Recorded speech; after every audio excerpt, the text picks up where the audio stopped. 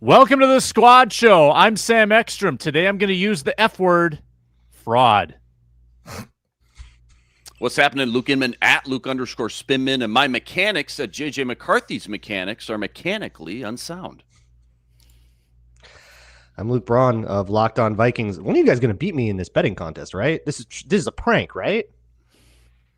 I've got a solution to that. Hey, this is Arif Hasan with WideLeft.Football. I've received a trove of emails. I'm looking for Luke Braun's name in them. Skol! It's the Viking Squad. Everything Minnesota Vikings every week. Breaking down all the big hits and game-changing plays from the land of 10,000 lakes. The way only the Locked On Podcast Network can. It's time to gear up. The Viking Squad Show starts now. What's happening? Welcome into the Viking Squad Show on a Thursday on Locked On Vikings on the #1 sports podcast network, the Locked On Podcast Network, your team every day. So glad you joined us, whether it's live or on demand on the Locked On Vikings feed. We appreciate all those who watch, listen, comment, and subscribe. Commenters already filing in, the live audience filing in with us for the next hour. We do this Mondays, Thursdays, after the game on Locked On Vikings. You met the Lukes, you met Arif. I'm Sam Ekstrom. Today we compare the 22 Vikings to the 25 Bears. That's not a kind comparison. We talk about biggest exploitable and unexploitable mismatches in this upcoming game, plus Jalen Nailor's future and our Thursday Ron Johnson appearance. Plus I've got a winning parlay at the end of the show. We are brought to you today on the Viking Squad Show by Prize Picks. Download the Prize Picks app today. Use code LOCKEDONNFL to get $50 in lineups after you play your first $5 lineup. I've got some stats for you, gentlemen. 22 Vikings. Now that, let me ask this first. Is that the stat? Now that 22? it's 22. We're 3 years in the rearview mirror. I recall we were in year one of doing this show. We were in denial. We were saying, nope, this team's different. This team's not a fraud. It's in their DNA. They know how to win close. This is not luck. This is not a fluke. We're all on that particular bandwagon, Sam. I recall there was a little bit of... There's a little more nuance to it than that. All I wanted people to do was to talk about anything else once. Yeah, I didn't get that. So yeah, well, and then I got you to talk about it. That's the best part. Yeah. Yeah. We talked about the other stuff, but I feel like we wanted to believe in that team, and they were a paper tiger in the end. The Bears feel similar to me. Can we admit now that the 2022 Vikings probably had some fraudulent qualities? Can we admit that? Admit. Yeah. I think we can become the bigger people and admit it. Okay. Yeah, sure. Swallow our pride. They had a terrible defense and a coordinator got fired. Yeah, that was a pretty big problem that we talked about pretty much every week that whole year. I don't think we were in denial about Donatello. Well, let me give you some comparisons. And they won the division. Like that my point that whole time was like, man, they're like 8-2 and they're 4 games up in the division. It doesn't matter if they're frauds. They're winning it. Like they're going to be in the playoffs, and then anything can happen. Yeah. Real teams lose in the playoffs too. No question that year was Daniel awesome. Jones paid too. The Vikings have been the best thing for Daniel Jones, huh? Got paid 4 years too early. Now he deserves it. He did not deserve it. Yeah, the Vikings always knew. They were like, you, buddy, you deserve all the flowers. But yeah, it came too soon. Success. The timing. As with all things, the Vikings messed up the timing. The Vikings heading into their 9th game. No, I'm sorry, heading into their 10th game. So they've played 9. They were a plus 35 point differential. The Bears are currently a -8. -8.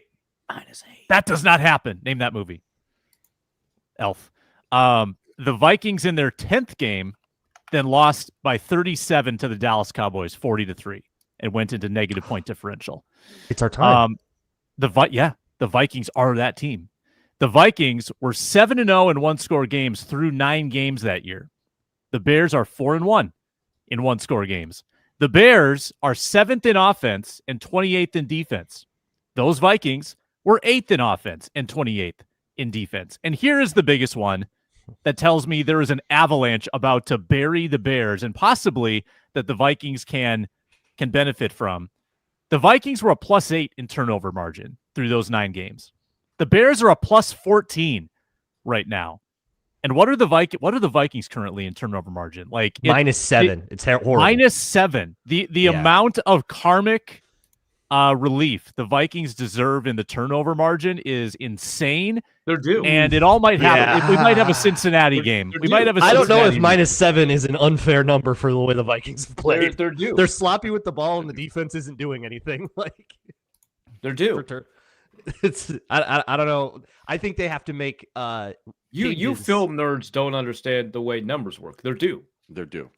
Things just regress. You can't be black 8 times in a row. And when I say regress to the mean is actually the league average. That's what everything regresses to. Yeah. So, everyone is due for a league average game. That's true. That's how that works. The Bears are experiencing the positive regression in every sense. Like, if you look at the way that their 10-game losing streak went last year, they're losing on Hail Marys. They're like the clock's running out on the final drive of the game on them, last-second field goals, and it's all reversing itself. It's all reversing itself this year. So, Inman, is this like, are the Bears poised for a major regression to the Vikings' benefit? Well, again, to your point, when you're living on narrow margin victories and blown leads and unsustainable red zone luck and things like that, it's pretty hard to put you in like the dominant or elite category when you look at the rest of the NFC teams, or all 32 teams for that matter. They can certainly be a dangerous team when things are clicking and the ball's bouncing their way, which it has been as of late. But the whole thing, to your point, Sam, it feels pretty fragile, I feel like. And yes, a lot of the same characteristics, a lot of the same blueprint as the Vikings wrote out in 2022. Obviously, they eventually landed into that fraud label that we're talking about. So right now, I just feel like the Bears look more like a team that's closer to good enough to win close games as opposed to, this dominant team. They're winning 1-score games, but they're not dominating anybody. They've given up a lot of big leads, whereas, again, dominant teams, they know how to step on the throat, run away with games in the fourth quarter. I know it feels like forever ago now, but week 1, they had I want to say 94% win probability rate that night, Monday Night Football. And I'm sure Bears fans still have that one in the back of their mind this week as they think about this matchup. But, I statistically, which I'm sure we'll get into right now, people look and see things like, oh, the Bears are top 5 in yards per game. Okay, that's cool. How about success rate? How about EPA per play? Third down conversion rate allowed, things like that. All much more important stuff. And all those things, the Bears have been very middle to low end of the pack. So there definitely are some similarities to 2022 for sure. Flashy, fun, splashy results, but I think super shaky and kind of volatile when it comes to efficiency and just being able to do these things consistently for the long haul. Mm-hmm. Arif, if the Bears do regress, go ahead. Real quick, if the Bears do quote unquote regress, let's say they are 500 the rest of the way, right? And they're an average team and they win as much as they lose. They'd be 10-7. It's probably still a playoff berth. No, so that's a playoff team. That's why they're 6-3. You don't get the wins back, so it doesn't matter. I mean, the question about regression here is not really a question about whether or not the Bears are going to make the playoffs. It's just a question about, how challenging of an opponent are they versus how challenging do we perceive them to be. So that's really all I care about. Like, yeah, okay, they'll make the playoffs, whatever. I've seen bad teams make the playoffs. I cover one of them, right? Like it's. Let's see him take a couple off the Packers. That'd be nice then. Yeah, that'd be fun. The kind of elements that stand out to me in terms of like how the Bears have been winning, are, well, first, like when you take a look at the film, it is a really messy offense to try and break down, right? It is built off of like being explosive and having these shot plays, but not having offensive tackles. Oh God, that sounds so familiar. Not having offensive tackles that have the ability to kind of hold up. And there's not a lot of options available. There's not a lot of like intermediate throws. And a lot of it is just kind of relying on Caleb Williams to just make magic happen. And so I was trying to see, like, is that kind of reliable? And I think over the course of this season, that hasn't been. It's just worked out here over the past 3 weeks. I was taking a look at elements like performance under pressure. This is a high value low resiliency stat, right? It produces a lot for you. If you're really good under pressure, it's really impactful, but it doesn't actually tell us how good you're going to be under pressure moving forward. Well, over the last 3 weeks in EPA per play, Caleb Williams is number 1 in the NFL when under pressure, right? I was taking a look at, and we know that like the way that he does it, he like scrambles and stuff like that. So I was taking a look at what happens when he's not under pressure, and he's 24th out of 30 quarterbacks when he's not under pressure over the past 3 weeks in EPA per play. And then I looked at things like over and under 2.5 seconds, because the whole deal with Williams coming out was that he's both good in structure and out of structure, right?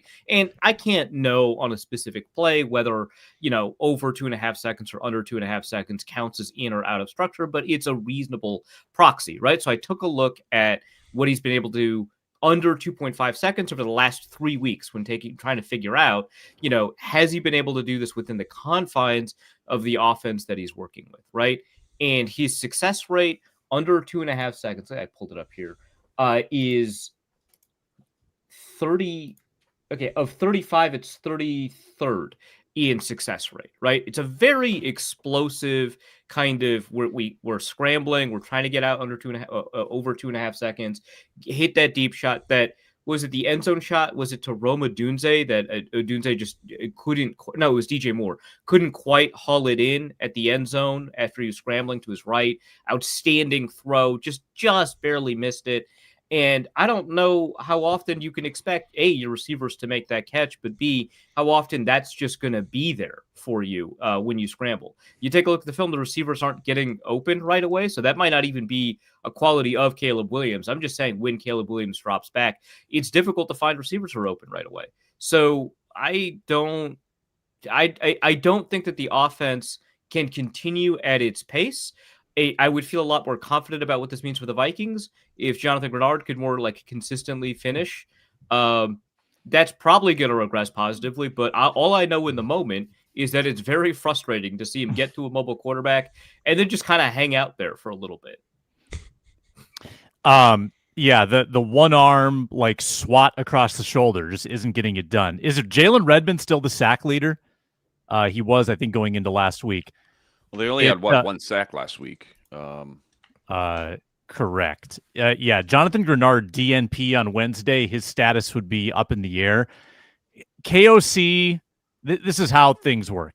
KOC on Monday gets up and says, "We avoided something long term. He might be available on. He's never available. If he leaves the door open like that, he's never available." We'll see how the week progresses. We'll see. We'll see how he does. That's how life works. Yeah, we go day by day. Yeah. Okay. There you go. There you go. To answer your question, Sam, yes, 4 sacks for Redmond still leads the team, and also if you remove Jonathan Grenard, Jalen Redmond is the next pressure leader with. Or no, I'm sorry, Jonathan Allen was 23. Then Jalen Redmond was 22. He's so good. I think we jokingly in like July. We're joking about John Randall and like who could be the John Randall of this team? Someone that like in year 2 just comes out of nowhere, and we said Jalen Redmond's name. That's like, he's John Randall. He's like legit like happening. Yeah, we're super smart, basically. Yeah. No, that's it. That's the conclusion. Yeah, we might be better than the Vikings at determining who the good Vikings are. You're really frustrated by that. Yeah, really they benched like 3 players that they've started week 1. They don't know who they want to. They've got an off-ball linebacker playing edge rusher right now. Like they're completely bewildered by their own roster. No, it's their Quasian, not Bayesian. It's their Quasian mindset. They get new information. They change the equation. They change the inputs. They're updating. Where was this? What new information are you getting on Eric Wilson? You got new information on Ivan Pace. That was the new information. How did you not know? Like he didn't. These guys aren't playing any different than they've played the last couple of years. They're just changing their minds. Well, sometimes you find out that your guard who's played tackle and guard his whole life suddenly can play center. Are you right when you find that out? Maybe not, but you find it out, and so you bench your centers to do that. Yeah, and last year during the betting contest, I found out that the spread I took maybe was a bad idea. Did I learn and update new information? No, I was wrong. Well, that's a you problem. That's a you problem. Yeah. Hey, Ryan Kelly's coming back. We're good. Don't worry about it. Ryan Kelly might be coming back. There might be 5 relatively healthy starters hard to say that when you've got one of them with a balky knee, the other one's still recovering from a bad knee. One of them had wrist surgery. One of them had 2 head injuries. Other than that, totally great. Besides all that. Will Fries is a pillar of health. We've got there are a lot of interesting matchups in this game. There's a new left tackle on the Bears that we'll introduce you to. You probably have never heard of him. That's Benedict. next. Let's go. Gesundheit. We are brought to you today by Supply House. When the opening whistle blows on a new repair, get your crew moving forward with Supply House. Order today and see parts on your doorstep tomorrow. Over 280,000 plumbing, HVAC, and electrical items from the most trusted brands in the business. Their real-time inventory and honest lead times keep you from punting projects. That's so frustrating when that happens. While their industry-leading customer service always has your blind side covered, kind of like that Bears left tackle doesn't. Need parts fast for a project? Supply House has next-day delivery. Talk about a game changer. It is so frustrating when projects take a long time. And with Supply House, they happen fast. Join the free Trademaster program today. Score serious perks like priority shipping, lower prices, and a dedicated support line. Visit supplyhouse.com to sign up for free and use promo code SHNFL5 for 5% off your first order. That's supplyhouse.com. Real people, real service. Rolling on the Squad Show. Thanks to the everydayers that tune in all week long to the Care 11 Show on Wednesdays, Ron Johnson on Tuesdays. We appreciate that very, very much. Let's get into the best matchups. Vikings-Bears. The Bears left tackle. It's not Braxton Jones, which is who they faced in week 1. It is Theo Benedict. He is check out this resume. He is a 6'7", former UDFA, who went to college at British Columbia. Arif, Who's got the scouting report on Benedict? There you go. Or Not part of the still muted. Yeah, three-way competition in camp, by the way. This is a totally separate guy from that. Yeah. You know how Braun was upset that the Vikings couldn't identify their most talented players and kept benching people? This is like that, except they found someone less talented to replace. It's like, yeah, kind of like bringing in a guy off the street to play cornerback for you because you ran out of guys because you only had 4 on your roster. Duke Shelley was great. I don't know what you're talking about. Rest in peace, Asante Samuel Dream, by the way. Signed with the Steelers practice squad. Really? I will say Benedict, not so sure, but Joe Tooney, been fantastic. Jonah Jackson, it's been really good for them. That offensive line is decent. You wish you had Grenard to go after Theo Benedict. We've got so Benedict is one of the worst tackles in true pass block grade. So when you get rid of non-traditional non-standard dropbacks and you eliminate ones where like chips are helping, which I don't know why, but the Bears are chipping a lot with receivers and not with tight ends, and it's screwing up the everything. Keep it up. And it's like DJ Moore too. It's like, well, you've got like bigger receivers. Like anyway, are they punishing him? Maybe they might. I don't know, but like I feel like making him play running back every so often does that too. So like but sorry, someone in chat said bro's name is half of the Sports Center jingle. That's fantastic. That's so good. Emmer, thank you. But yeah, he's so bad. He's so bad. Braxton Jones is way better. He's so bad, like right off the snap, he's losing like instantly. This is the weak point of this offense. Pretty good to decent to pretty good receivers. An explosive playmaker at quarterback. They lead the league, I believe, in explosive rate, right? And this guy, it's so bad. It reminds me actually of Clemmings. He's bad. Ooh. Uh-oh. Maybe we can trade him Justin School. We can get a condition. I think that would be an upgrade. I think School is better. Other side of the line. That'll hit. Not much room to work on the other side. Darnell Wright's been really good. Got to have a big Dallas Turner game. Let's see if he can sack a quarterback without the body weight rule coming into effect. Let's get Ron Johnson in here. Ron on the road today. These are always fun. He's at 3 Ron Johnson. He's in the car. He's joining us here on the Squad Show. Ron, Jonathan Grenard, DNP yesterday with the shoulder.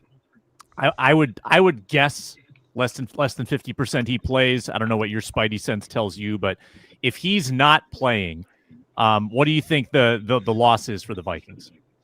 The game. The game is lost. Might as well just move on. Whoa! Next week.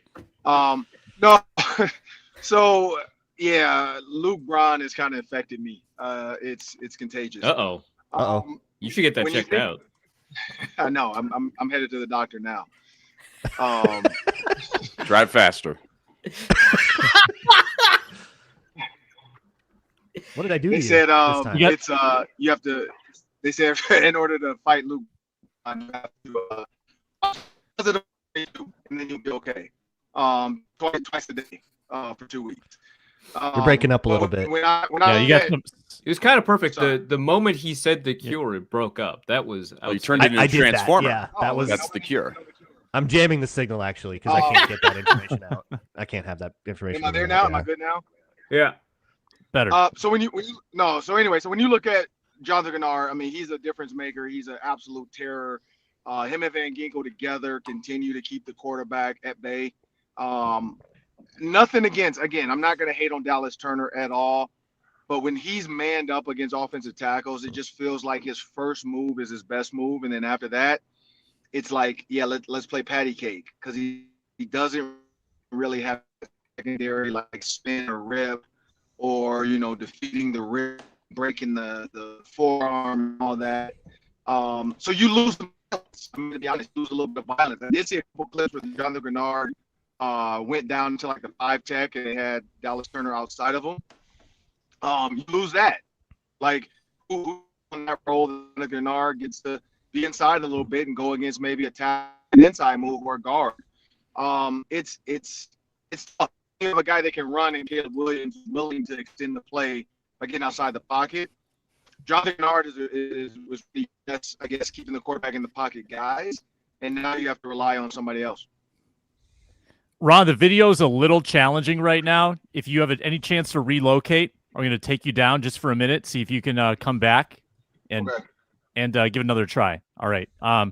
Yeah, Gennard will be a loss. Let's do a Dallas Turner check-in. I know we've gone back and forth about this. Dallas Turner like making a lot of good plays and applying pressure. Obviously got to Lamar Jackson once, had a batted ball. Like good things are happening. Production still not incredible. Where are we at with the Dallas Turner check? Because he's going to have another major opportunity this weekend. They've taken half of his snaps and given them to a guy that weighs 229 pounds. This is approaching DEFCON 1. This is not good.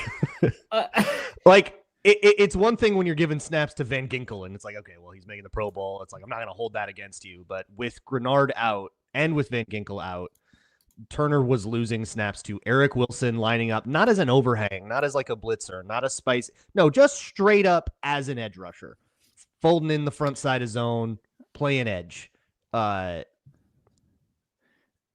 I don't think that's working. I don't know why you're so against a safety playing edge rusher. It worked for Shaquem Griffin, man. The snap counts, so they had, the partial bye to self-scout from the Chargers game. He played 53 snaps, went down to 14, granted with Van Ginkel, and then to 27, but wholly relegated to a bit role in this defense. In that Eagles-Chargers thing, they had already started doing Eric Wilson, like using Eric Wilson in that way, which, I don't know. Maybe I'm just, not seeing what the problem is, because every time I, sit down, I'm like, let's see what's going wrong with Dallas Turner. I find it wholly inoffensive. It's fine. He's just doing whatever the play needs him to do, contain rush or whatever. Sometimes he gets a nice pushback on a tackle. He does that enough to make me not think that he's like this totally useless player. And then you get you look up and he's not playing the game anymore. And apparently they just hate this guy. So I don't know. I think when you're starting to put off-ball linebackers on the edge instead of your first-round edge, I think it's starting to be a little bit Jover. That's dicey. That's dicey. Inman, what do you got for Ron Johnson? Yeah, Ron, I think a lot of people tend to hang over McCarthy that this is technically his second season in the pros when we talk about his assessing his play or development, things like that. Obviously, he's only started 4 games in the NFL. How many games do you think we need to collectively give these young quarterbacks until we can say, okay, it's safe to assess whether this is our guy or not? 20 games, 30, 40? Like, what's the magic number? Is there a magic number? I say 2 seasons. I mean, there's so many different defensive looks now. There's so many Franken-style type of pre-snap reads now that are needed to be done. You're seeing, I mean, honestly, when we did it with the Ravens, it was innovative. You know, Rex Ryan used to do that where he would put all 7 to 8 guys at the line of scrimmage, and everybody's like, whoa, what is this? You know, Ed Reed's up there and Bart Scott's up there. Ray Lewis is up there at the line of scrimmage, and at the snap, it's just cover 2. It was crazy then, and the Ravens ended up winning the Super Bowl by doing that. You look at, you know, the Jets tried to do it. They got to the playoffs, you know, back with the Bart Scott. You know, I don't know if you guys remember that. Can't wait. Similar defense, right? Now it's even worse. You know, you got guys putting linebackers in at the corner spot for cover 2. The speed of the game. So I'll just the interception, right? That 3rd and 6 interception. I put it out there on Twitter for Ron's review. And of course, 95% of the people understand what I'm saying. And then there's that one dude that he's lost his mind and he's an absolute nut job. My point to that play is Patrick Mahomes is like Neo from the Matrix, right? It slows down. He's seeing zeros and ones and they're just flying over his head. Patrick Mahomes would have looked off to the right and knew, okay, Travis Kelce is wide open at the sticks on my left. I'm going to just quickly throw it back without really staring at him. Matthew Stafford, probably same thing. J.J. McCarthy, it's sped up for him. And in his mind, he's like, oh, shoot, if I didn't get flushed out the pocket, Justin Jefferson's down there somewhere. I got to throw it. Yeah, you got to throw it outside, though. And then he throws it inside to the safety. It's a pick. That's just the game moving faster probably than his mind was letting him do. Some people are like, oh, he could have fit the dig route in there to Jordan Addison. Maybe, but that's a secondary layered throw. You know, you got to kind of throw it over one defender and get it down before the other defender. He hasn't been great at doing that. You know, those balls have been sailing on him, so maybe he doesn't have confidence in that. So I'd say a full season, and then midway maybe through that second season, a lot of guys figure it out. Look at Drake May. You know, Drake May, people are talking about they would rather draft him than Jaden Daniels right now. So I think it takes like a full season to just take your lumps. Peyton Manning was, again, I go back to it. Peyton Manning was like 3-12 or 3-13 his rookie year. It takes time. Arif, what do you got? Yeah, I want to hone in on the Caleb Williams stuff a little bit. So he has been very good under pressure recently, but that is not historically how he's necessarily performed under pressure, and these things tend to wash themselves out.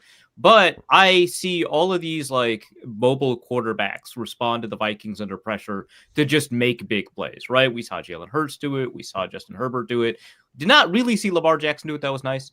But I mean, the Vikings are like 4th in the NFL at pressure rate. Obviously, not having Jonathan Grenard potentially, that's going to cause some problems, but they're very good at designing pressures and getting in the backfield. Do you think that this is a kind of a situation where the Vikings have the ability to put so much pressure on Caleb Williams that it reduces the effectiveness we've seen from him, or is he just going to escape like people always seem to from the Vikings? So, yeah, his legs are his ability. So, Ben Johnson, we know he had Jared Goff dialed up, right? 8 for 8, 16 for 16, like 8 for 9 under pressure. What was it? 9 for 11 under pressure versus the Vikings. And when I did the Jared Goff play breakdowns last year, a lot of it was that secondary go. You know, he would do the go and he would have a second go in order to try to give him something.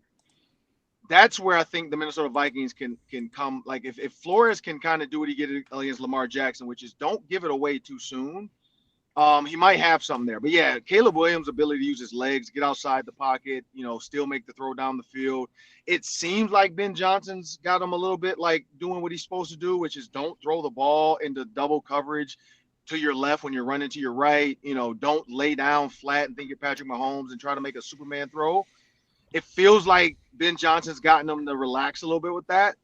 So yeah, I think Ben Johnson can beat him with his arm though. Like I just think he has Brian Flores' number figured out. Like he has, like, he understands what Flores wants to do, and it's that chess match of how much pressure do I still bring without giving up, the edge? Because if you come up the middle and the edges aren't set, Caleb Williams is willing to take 6 to 7, 18 yards on some of these plays, and that's where they're going to get hurt. So, I mean, I think the only answer is you can't give them any keys, because Ben Johnson is good at that, getting to the line of scrimmage with 19 seconds, I think is what it's been.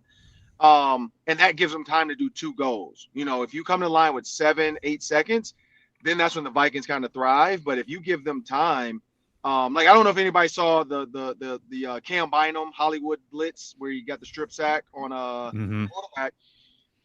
It's funny seeing it from that angle, because in his mind, he's like, look at my acting job. I don't know if he actually commented on his own video from the NFL.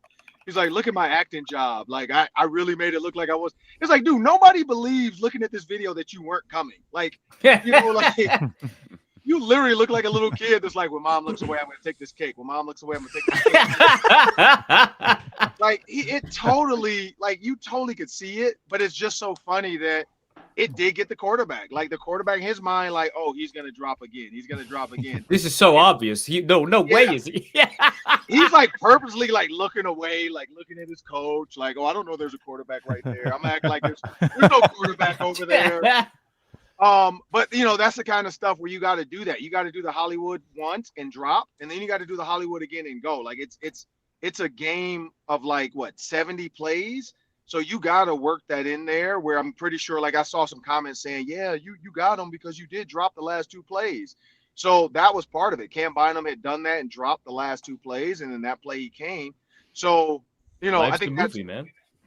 Movie. And the Colts are eating that up too. They're posting the movie sign, everything. They're eating it up. Of course. But yeah, So but happy for I think that's part of it though. Being able to utilize. And again, do we have that? Who is our guy who does that? Do we have a safety that's doing that right now? It's not Theo.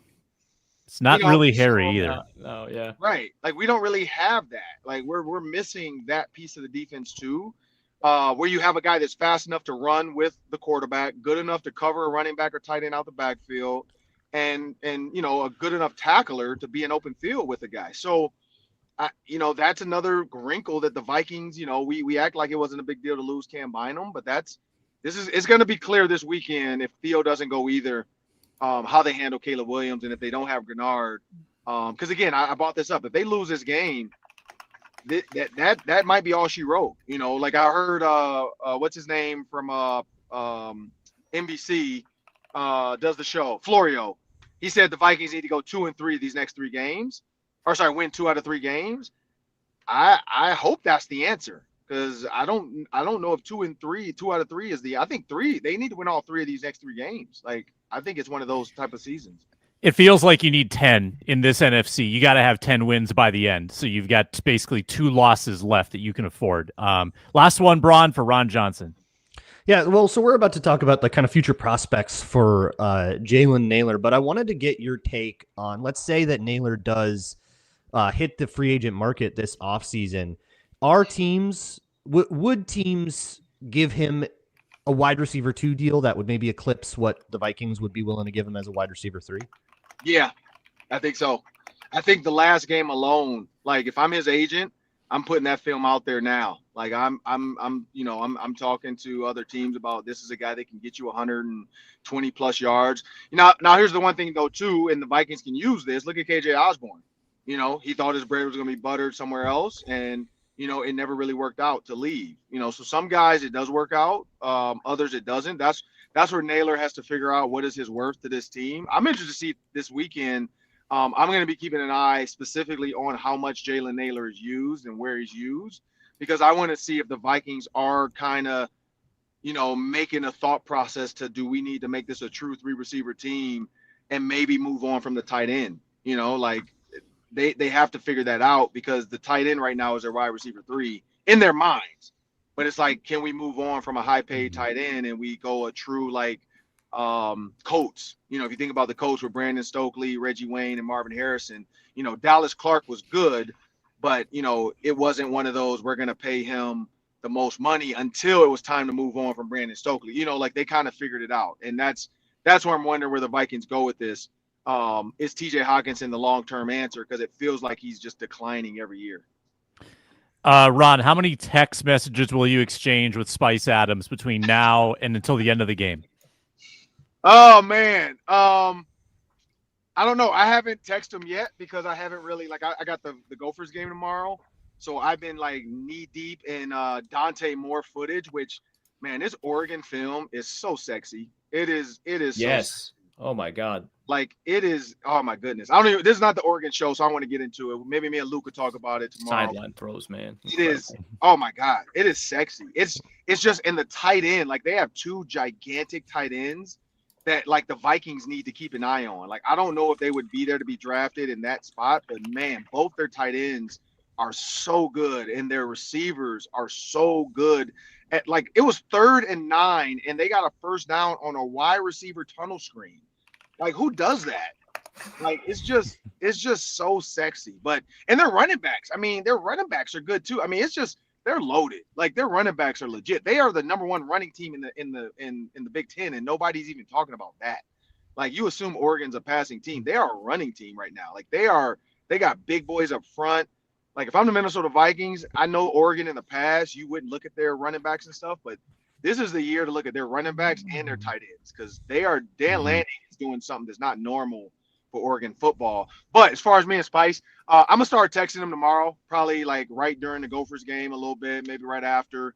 We'll do a little banter on Saturday, and then I might try to do a video like because he does that 4 quarters of football thing where he's like watching the game. So I might try to jump in this 4 quarter and FaceTime him. Hopefully the Vikings are winning and I'm up from the stadium. So I'm gonna FaceTime him and maybe try to get in that video and hopefully it's a good me calling him, or maybe it's him calling me to like be like, man, I can't believe JJ McCarthy threw 3 interceptions. Hope not. Love it, Ron. Thanks for your time as always. Every Thursday, check out the Ron Johnson Show Tuesdays. Check him out on X at 3Ron Johnson. Thanks, man. Appreciate it. When we return, more exploitable matchups in the Bears game. Plus, what is Jalen Nailor's future? This episode is sponsored by BetterHelp. The days are getting shorter right now. It's 5 o'clock. The workday's done. Oh, it's dark. That's no fun. You wake up, there's frost on the ground. You got to warm up the car in the morning. You got to scrape the ice off. Yeah, it feels a little heavier this time of year. You've got gift wrapping. You've got family logistics to plan. Holidays can be a lot of fun. They can also be stressful. So checking in on a teammate or reconnecting with someone you haven't seen in a while, that can lift your spirits. And so can reaching out for therapy. That can make a real difference too. BetterHelp makes that first step easier by connecting you with a licensed therapist online from wherever you might be. They match you with a therapist who fits your needs. Switch anytime if it's not the right match. Very flexible. Over 5 million people have used BetterHelp. This month, don't wait to reach out. Whether you're checking in on a friend or reaching out to a therapist yourself, BetterHelp makes it easy to take that first step. Listeners get 10% off their first month at BetterHelp.com/lockedon.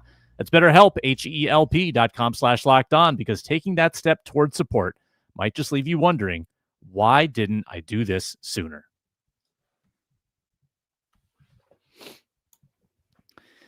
Ron Johnson doesn't need Rouge yet. He's got Dante Moore film. I mean, that was just a love fest. Give him the promo code anyways, though, just in case. Let's finish up the conversation about some of these Bears backups because they've got a bazillion players that were DNP yesterday. Could be an Olamide Zaccheaus and Luther Burden game. Moore and Adunze both hurt DNP. Doesn't mean they're out, but I'm just going to rattle through some of these backups. Tell me if they scare you at all. Luther Burden, big wide receiver prospect. Yeah, Does he play? I feel like he's like 4 snaps a game. Yeah, like what, 3 for 51, 52 Yeah, last week, when he does play, he's pretty good. I actually am kind of confused as to why he doesn't play more. So he does kind of scare me. Man, these staffs do have a lot in common, huh? Yeah. Kyle Monangai. Okay, 20 snaps a game. That's not nothing. That's like a Dallas Turner level snaps. Kyle Monangai, actually kind of good. Yeah, really good. Yet another backup running back that's better than DeAndre Swift. Imagine. Just fun fact, when I searched Monangai on PFF, it popped up Kevin Monangai. Former Vikings running back Kevin Monangai. I clicked that first. Kevin Monangai. draft year 2015, undrafted in 2015. Yeah, I remember covering him at training camp, man. Signed by the Eagles first, and then evidently on the Vikings for a There's minute. a small school guy, not like it wasn't Monmouth. Villanova. Wow. Good call. Kevin. Yeah, I think actually the run game has gelled a little bit for the Bears, and I'm glad that the Vikings have strung together a couple of pretty good run defense games, or at least respectable run defense games. If we were coming off of like the Chargers and Eagles game, or the Chargers game, or like what would happen, like Quinshon Judkins, I'd be a little worried. Although I still am. I think just for the rest of the year, going to always be a little worried about the run defense when the other team is semi-competent at it. Yeah, I guess my primary concern is if they continue to line up Eric Wilson at edge rusher and it's against Darnell Wright. Yeah, are we not just gonna like send that every play? Like, what? I don't get it. It's just Darnell Wright's gonna swallow him up. It's not great, dude. Maybe it's only happening on pass downs. I haven't really looked at that. We've offended Sam. Swift was hurt, I want to say 2 weeks ago, right? And then he just came back last week, had a 70 yards, something like that. And I think Mongai had a pretty good game. Yeah, he did. Yeah, I think they both had a pretty efficient game. Oh, Sam's back. But yeah, Swift has only really been productive in the last couple of weeks on these outside runs, so I'm not. Yeah, that's always him. He always wants to get the edge, and when he does, he can do cool stuff in space. But an athlete, yeah. Speaking of edge, the Bears have been using a former 5th round pick, Austin Booker, at edge the last 2 weeks, opposite Montez Sweat since the Odingbo injury. Is that Kansas Booker. State? Is that what Kansas? Kansas. My bad. Kansas is Austin Booker. Yeah, a tiny guy, right? Oh, he was 245. Was he hurt earlier in the year or something? He hasn't played until week 9, so that would make sense. So didn't they just trade for Tryon Shoyinka, right? Like they're clearly not happy with that position. So I guess I'm not scared. Yeah, which is crazy because like we were talking about after the week 1 game, we were talking about Dio Dangbo, like he had the game of his life. But I mean, I think he just dunked on Justin School, which has I think lulled us into thinking a lot of edge rushers are better than they are. Well, Dingbo's on IR, so yeah, he's hurt. He's out. Yeah. Tryon Shoyinka played 16 snaps in the Giants game. Yeah, that would explain it. And what's the Montez Sweat deal? He's pretty good. I think he's not had a sack in the last 3 games. Playing. I want to say. Yeah. Okay, this is like what they're doing opposite him. Yeah. Right. No, he's playing a full allotment of snaps. He's having a good 4 straight games with a sack. Is that right? Per PFF. Not gospel. Oh, well, no. Well, I mean, the sack. I mean, that'll only give him a sack if he logged a sack or a half sack. For our purposes, that counts. I understand like PFF, but the sack counts are fine. Sam. Well, no, I realize that sometimes though, like if the quarterback, it's like kind of a pseudo scramble and it's like at the line of scrimmage, it's debatable whether that's a rush attempt or a sack. I guess the NFL also counts it as a sack. So, and yeah, unless like the spot is debatable, you mean? Yeah, whether he got past the line or not. He's fine. I would say he's like an above average edge defender.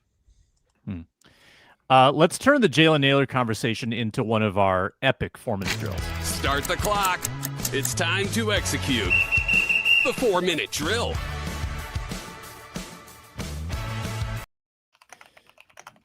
Inman obviously tried to bring up Spotrac maybe to look at the Jalen Nailor contract. He's gone. And he's gone. All right. I got it.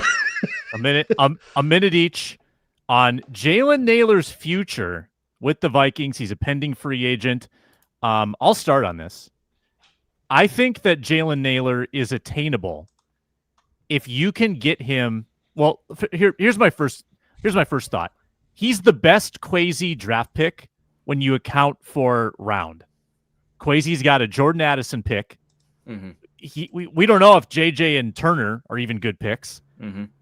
He's got Will Reichard, and he's got Jalen Nailor, a 6th-round pick. Jalen Nailor is his best draft pick in 4 drafts that we know of right now. And there's not even that many other players that it's maybe Tyrion Ingram-Dawkins turns out to be a great pick. Maybe Jay Ward is like the next Josh Metellus late bloomer.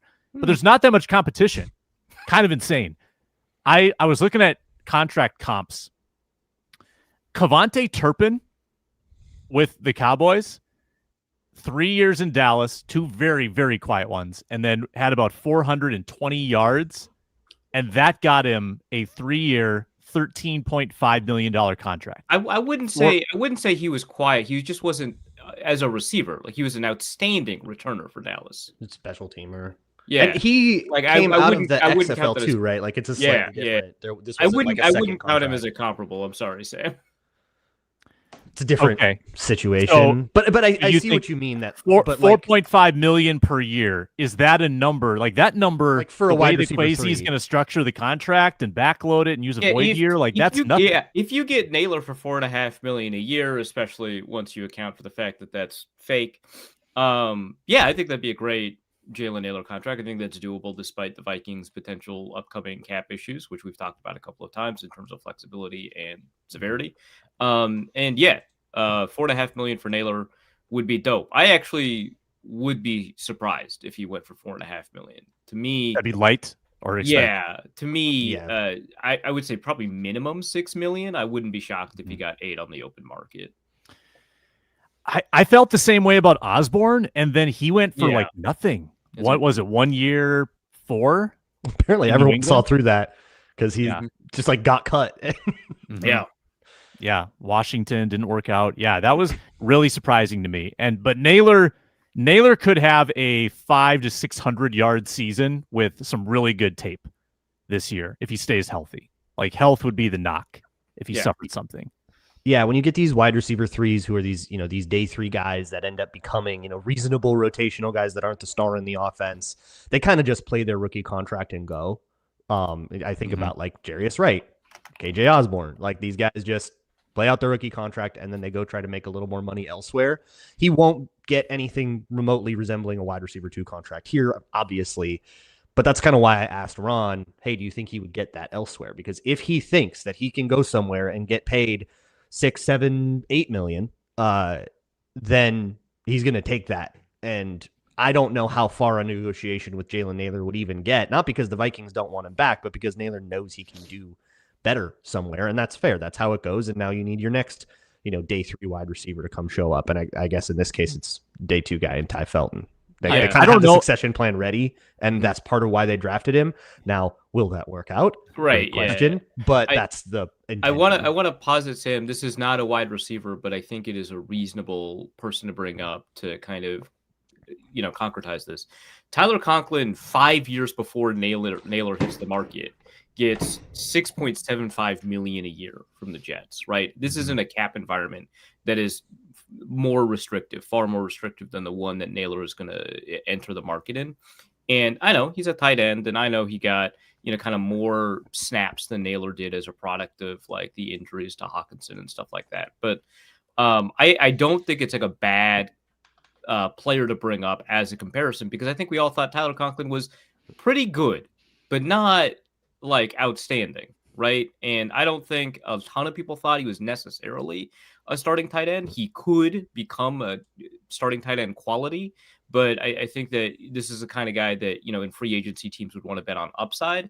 And I think that's what happened. And I think for Nailor, it would be probably something similar. And so if like a tight end that was fine, got $6.75 million 5 years before Nailor hits the market, I wouldn't shock me if he goes for around that much or more. Like that's kind of my concern, is that he might end up in a more inflated market than the 4.5. I could see like a world where there's a market inefficiency in paying your wide receiver 2 as much as they've been going for, and trying to find wide receiver 2s at value. And Jalen Nailor could be the type of receiver that fits that bill, where you give him a really nice promotion in money. You give him $8 to $10 million a year, maybe pay him more than he's earned per se on paper, and that becomes and you try to fill your wide receiver 2 maybe by committee with a couple of those deals. The Vikings are going to face the Jordan Addison question 2 off seasons from now. I tend to think that Jordan Addison will remain a Viking after this contract. Certainly on the 5th-year option with like Devonta Smith and Jalen Waddle. There's a pretty easy blueprint to get that deal done, and I think they'll be able to pull that off. We had a question earlier. I think it was Macho Meach. If Dallas Turner's fifth-year option isn't picked up and joins Scene in Booth, is Kwesi still our GM? So that would be a decision after next year. If I mean, you got to add McCarthy in the conversation there. Like if McCarthy's fifth-year option, McCarthy looks good. All of that doesn't matter. Yeah. That's the whole draft is McCarthy. Yeah. It's also, I'm not going to make predictions about who's getting fired on 3 Black Mondays from now. So yeah, like 3 years from now. If by the time they're making decisions on the fifth-year option for Dallas Turner and McCarthy and every other draft pick that we don't have strong feelings about yet does work out and McCarthy doesn't, that's a more interesting conversation, I think. Yeah. To just boof the first 3 drafts almost entirely, except for like Jordan Addison and Jalen Nailor, and then to nail the next 2.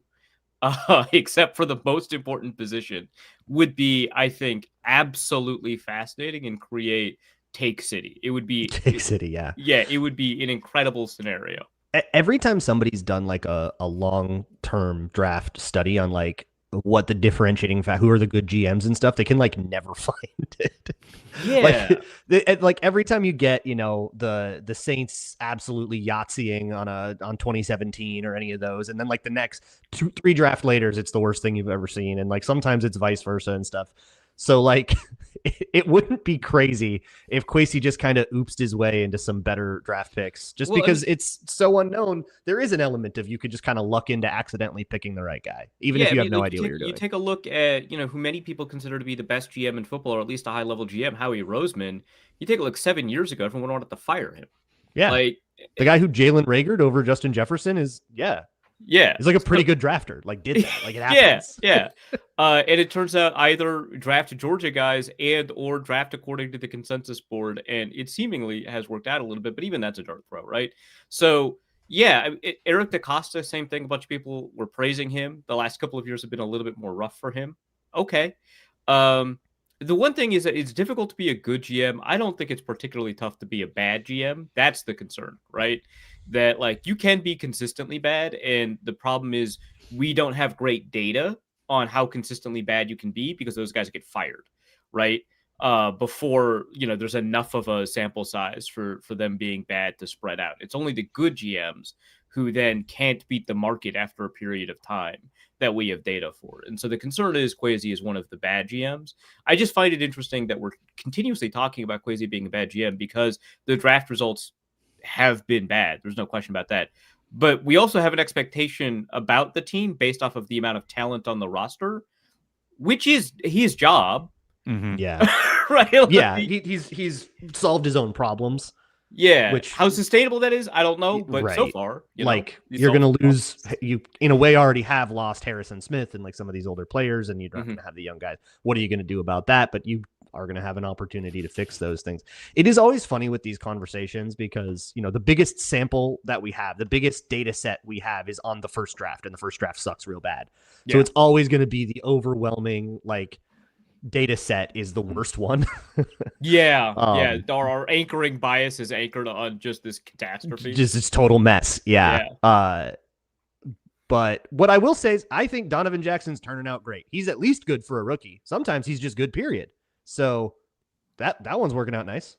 Yeah, I'd say he's pretty up and down, but the median for where he's up and down is much higher than we typically expect for a rookie guard. Yeah, like guards in particular are always supposed to be about the year 2, year 3 leap, and many of them do just kind of show up out of nowhere after struggling early, and then they do a lot better. So it's nice that we're on that baseline. So that one feels pretty good so far. So far. Any Gray Zabel related regret? Isn't he doing pretty well? Never. No. Okay. I think he. I may have bungled that one. I've got 2. It was, my God, this guy needs to move to guard, which he did. So I guess that's okay. But I was also pretty skeptical of how that would work. What's interesting to me is that it's the other NDSU guy that went to the same team that I thought was more interesting and better, but he went undrafted, and Gray Zabel was he was a first rounder, right? And I think Sundell has been playing better than Zabel. Maybe, I don't know. PFF says so, but also that was a conclusion I drew before I just looked it up right now. Just looking for a way to support that bias. I have 2 touchdown scoring parlays that cannot lose next. We're brought to you today by Prize Picks. You and I make decisions every day, dozens of them. Don't get paid for those. On Prize Picks, being right can get you paid. Don't miss the excitement of the sports season. Could be NFL, NBA, both, cross-sport entries. No better time to jump in on the action. If you haven't tried it yet, Prize Picks is the simplest way to play and win. Just pick more or less on at least 2 player stats, and if you get them right, you win. Takes less than 60 seconds. Play anywhere Prize Picks operates, like California, Texas, Georgia. You can put together an entry with Sunday football games and NBA games at the same time. There's also some great stacks features where you can pick more on like Steph Curry's threes, assists, and points all in the same entry. Download the Prize Picks app today. Use code LOCKEDONNFL to get $50 in lineups after you play your first $5 lineup.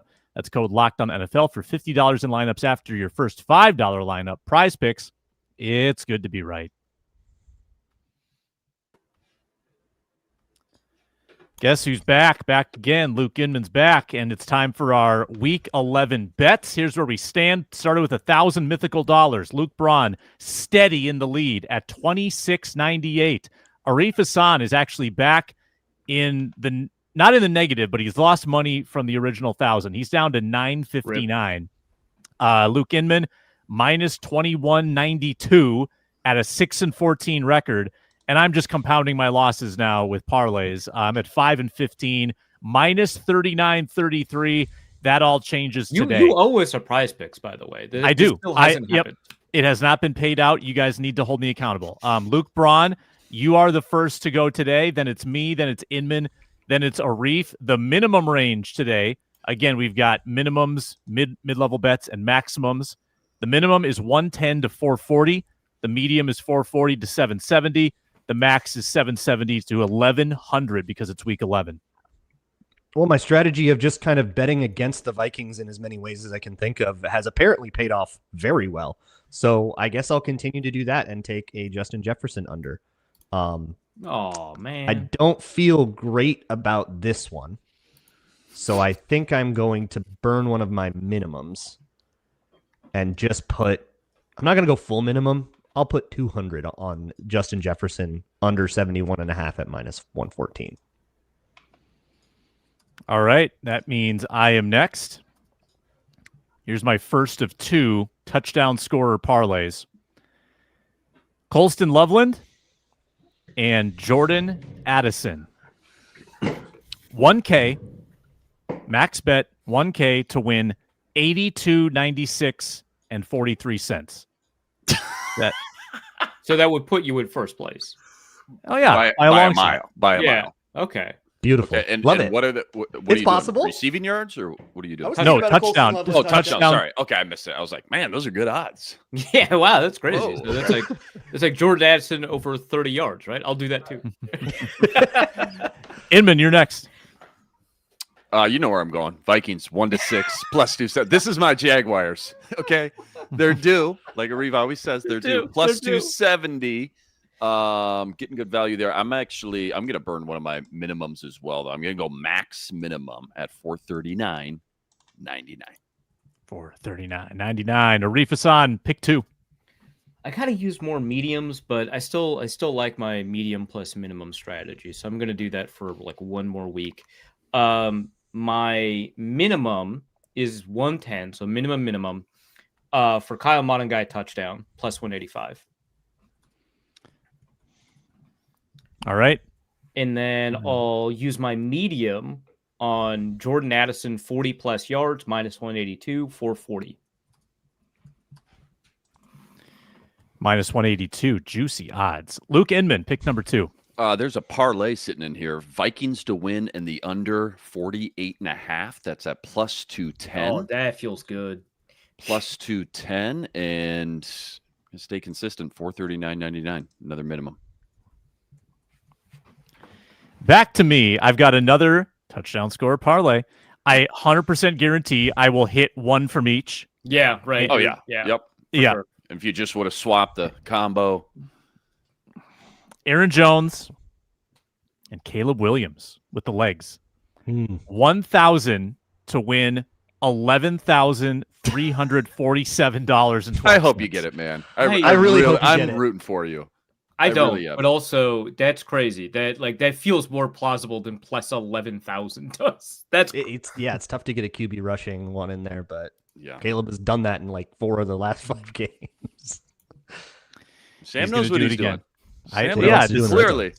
Long Yeah, play. as you Never can out of tell it. from the results, he definitely knows what he's doing. Who are we to doubt him? Luke Braun.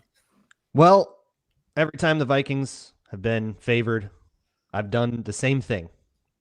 I'm going to do it again. Give me that Bears money line and give me every penny I can put on it. Woo!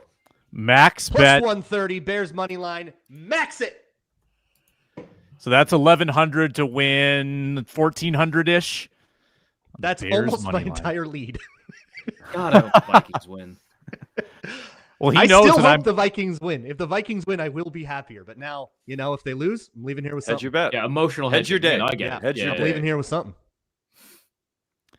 I have a chance to be, let's see, plus 15,000 if I win both of those. I have a chance to win the Powerball today.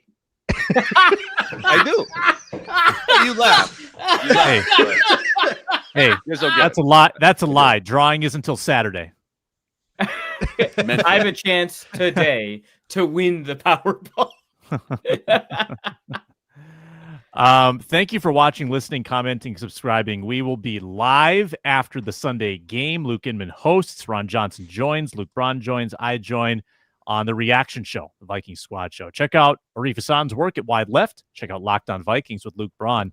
And also check out Luke Inman on the Locked On Wolves postcasts after Wolves games. They play Friday, NBA Cup, and the Gophers Friday. Wow, big sports night. Ron Johnson's going to be lighting a candle and watching Dante Moore with the Ducks against the Gophers. Can't wait for that, and looking forward to chatting with you again on Sunday on the Squad Show. Thanks, everyone.